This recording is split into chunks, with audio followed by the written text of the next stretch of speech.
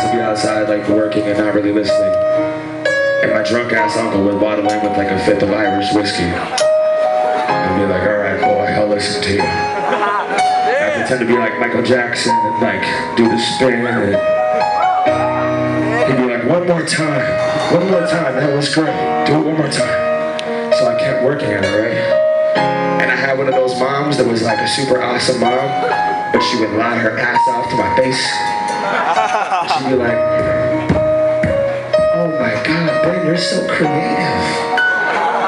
You are so talented. But if she was honest at that point in my life and was like, you dance like a honky. And your bowl cut is lopsided and looks slightly like a penis on your head, I probably would have kept going with the bowl cut or dancing. And by the time that I got to high school, I knew that I wanted to rap. So I went to a thrift shop and I bought this big ass karaoke tape deck and I brought it home and I locked myself in my room for like the entire summer. And back then it was like all about like the biggest words that you could possibly use. So I'd be like, spiritual, lyrical, terrible, individual, pitiful, lyrical, cynical, critical, lyrical Cheerios. And everybody be like, oh shit. If you fucked up in that part, you could just be like, mystical. And everybody be like, oh shit. And by the time I got to college, I made this album called The Language of My World. And with this album, I did the same thing. I locked myself in my room for like all of college. That was it. I just worked my ass off in my room and kept writing, kept recording, and I wasn't great going into college, but by the time I got out, I had kind of like learned a little bit of a craft. And by the time that I got out of college, I read this book called Outliers by Malcolm Gladwell. Nobody's read it here. One person. Anyway, this book examines this theory, right? And Malcolm Gladwell makes this point. He says it's not about what you're born with. It's not about the talent that you're born with. It's about the hours that you put into that talent.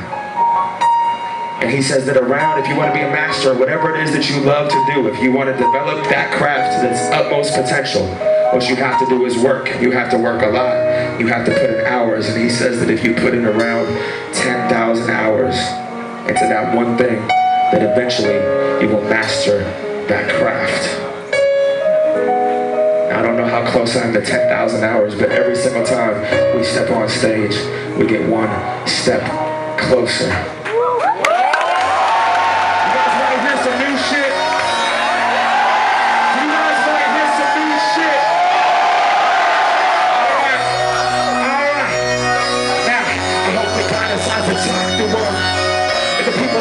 To walk with them, regardless of pitchfork, cosigns I jump. Make sure the sound man doesn't cop block the drums, and the snare knock the air right out of your lungs. And those words be the oxygen. Just breathe, amen. Regardless of the Satan, but like I got signed today, and I got age.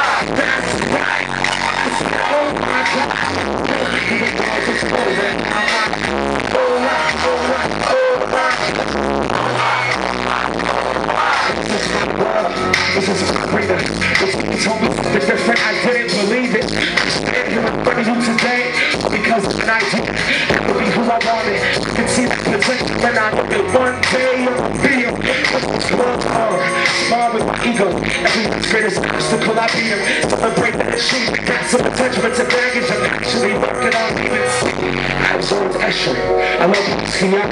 I watched Keith Haring. Yes, art. The greats weren't great because it worked like a play. The greats were great because they played a lot. Please let me be. No child left behind. That's the American scheme. I make it live out the words. What I love the world. I got around 980 on my SATs. Take